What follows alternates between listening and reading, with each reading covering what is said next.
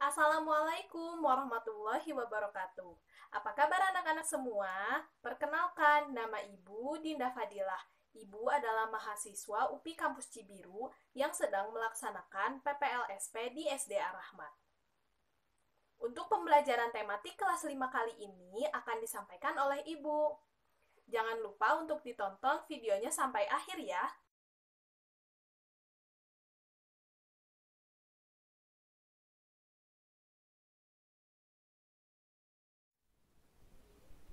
Sebelum melaksanakan pembelajaran, alangkah baiknya kita membaca basmalah bersama-sama. Bismillahirrahmanirrahim.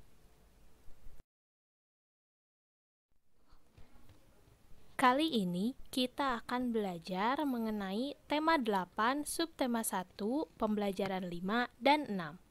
Ayo, bukunya dibuka ya. Kompetensi dasar pada pertemuan kali ini adalah Bahasa Indonesia, PKN, dan juga IPA. Di Bahasa Indonesia ada 3.8 dan 4.8, PPKN ada 1.3, 2.3, 3.3, dan 4.3, lalu IPA ada 3.8 dan 4.8. Adapun tujuan pembelajaran yang akan kita capai pada pertemuan kali ini, yang pertama, melalui kegiatan mengamati gambar, siswa dapat menjelaskan siklus air dan dampaknya pada peristiwa di bumi serta kelangsungan makhluk hidup. Yang kedua, melalui kegiatan menulis, siswa dapat menentukan urutan peristiwa atau tindakan yang terdapat pada teks non-fiksi. Dan yang terakhir, melalui kegiatan membaca, siswa dapat menelaah kegiatan toleransi dan keragaman budaya. Perhatikan gambar pada buku di halaman 36. Ayo perhatikan dengan seksama. Nah, gambar tersebut menceritakan tentang sebuah kampung apung di tepi sungai, tempat perahu-perahu melintas. Rumah-rumah di kampung tersebut terbuat dari bambu. Dapatkah kamu membayangkan suasana kampung tersebut? Nah, yuk kita sama-sama menjawab pertanyaan yang ada di bawah. Nomor 1. Dari mana asal persediaan air sungai? Ya, jawabannya air sungai berasal dari air hujan dan mata air yang berasal dari resapan air tanah. Nomor 2, siapa saja yang memanfaatkan air sungai? Betul sekali, yang memanfaatkan air sungai adalah masyarakat yang tinggal di sekitar sungai. Nomor 3, apa saja manfaat air sungai? Iya, manfaat air sungai diantaranya sebagai pengairan atau irigasi, mencari ikan, sarana atau jalur transportasi air, dan melakukan kegiatan ekonomi dengan pasar terapung.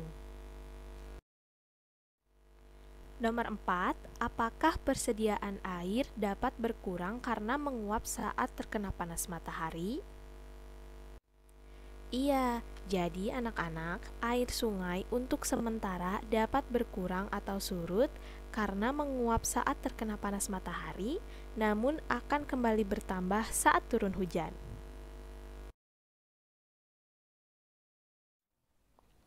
Nomor 5, faktor-faktor apa yang mempengaruhi persediaan air sungai? Nah, untuk kali ini tidak Ibu jawab ya, yang akan menjawab anak-anak di rumah. Jangan lupa untuk ditulis jawabannya ya. Selanjutnya, ayo membaca halaman 39 sampai 40. Di situ terdapat teks cerita mengenai bunga paling berharga. Coba dibaca dengan seksama. Nah, itu dia cerita mengenai Makale yang ingin membuat herbarium padahal desanya selalu kekeringan. Bagaimana ceritanya? Seru? Tentu saja. Mari kita menjawab soal di bawahnya.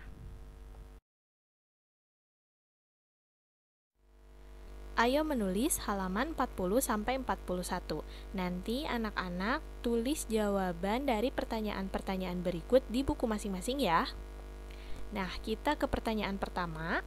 Tulislah peristiwa-peristiwa yang terjadi pada cerita. Iya, betul. Yang pertama, Macaulay ingin membuat herbarium, namun kesulitan karena desa tempat tinggalnya selalu kekeringan. Yang kedua, suatu hari hujan turun, benih tumbuhan tumbuh dan berbunga. Macaulay memetik satu bunga untuk herbariumnya. Macaulay sangat senang. Ia berhasil membuat herbarium walau hanya satu halaman yang berisi satu bunga, bunga yang paling berharga.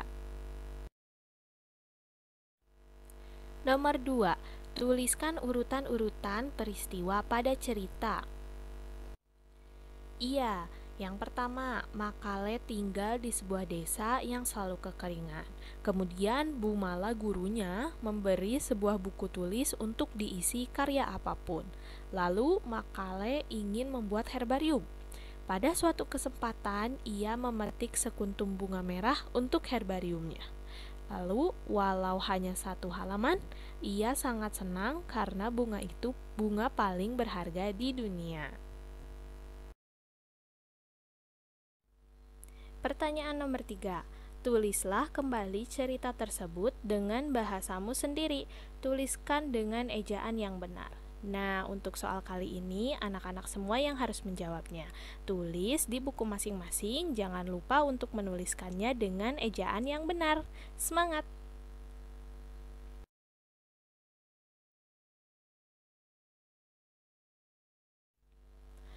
Selanjutnya, ayo membaca halaman 43-44 mengenai belajar toleransi dari permainan tradisional anak. Ayo kita membaca bersama-sama. Pada hari Minggu, 11 Desember 2016, digelar acara Festival Permainan Tradisional Anak Indonesia di Taman Mini Indonesia Indah. Acara ini biasa digelar setiap tahun. Tujuan digelarnya acara ini adalah supaya anak Indonesia mengenal keragaman lingkungan dan kebudayaannya. Saat ini, anak-anak dibanjiri dengan permainan digital melalui alat-alat elektronika. Dengan permainan digital itu, anak merasa tidak perlu bermain dengan teman sebayanya. Oleh karena itu, permainan tradisional menjadi jurus ampuh agar anak-anak kembali kepada nilai-nilai kebersamaan. Hal tersebut setidaknya diutarakan Zaini Alif dari komunitas Hong saat di acara Festival Permainan Tradisional Anak Indonesia. Zaini Alif mengatakan, permainan tradisional itu aset budaya bangsa yang sekarang mulai ditinggalkan karena munculnya gadget. Kita tidak antipati pada gadget, tapi bagaimana menyeimbangkan gadget dengan permainan tradisional? Karena permainan tradisional mengajarkan nilai, etika, dan identitas budaya bangsa. Banyak permainan tradisional di Indonesia yang tidak hanya menyajikan keseruan, tapi juga kaya nilai-nilai. Misalnya, di Jawa ada permainan dingklik oglak aglik, di Sunda ada perepet jengkol, dan sebagainya. Keragaman itu mengajarkan bagaimana kita toleran atas perbedaan. Jadi, perbedaan bukan menjadi sesuatu yang harus diperdebatkan. Justru itu bisa menjadi suatu keunggulan, kata Zaini. Anak-anak zaman sekarang merupakan generasi emas para pemimpin bangsa di era 100 tahun Indonesia. Kita mengharapkan 30 tahun lagi generasi ini adalah generasi yang dapat mengenali keragaman bangsa, bertoleransi, serta menjaga dan melestarikan kebudayaan. Nah, bagaimana cerita mengenai festival ini? Sangat menyenangkan, bukan? Nah, kalau begitu mari kita menjawab pertanyaan-pertanyaan yang ada di halaman 44-45. Nomor 1, tulislah peristiwa pada teks belajar toleransi dari permainan tradisional anak.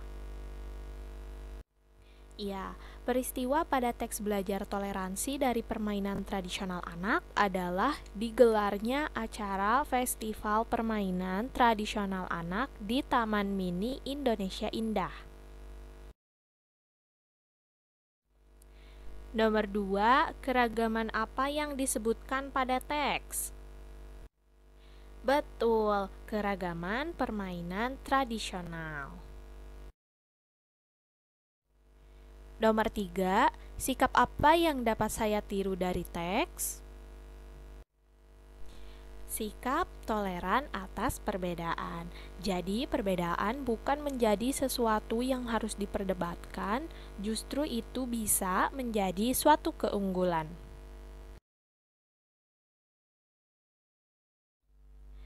Nomor 4, apa yang sebaiknya kamu lakukan dalam upaya ikut melestarikan permainan tradisional? Untuk pertanyaan ini tidak ibu jawab, yang menjawab adalah anak-anak semua di rumah. Jangan lupa untuk menuliskan jawabannya di buku masing-masing, ya.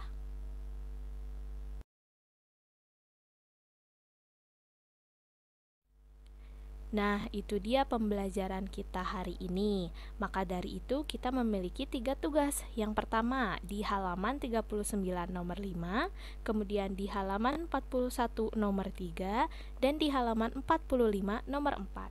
Jangan lupa untuk dikerjakan ya. Semangat mengerjakan.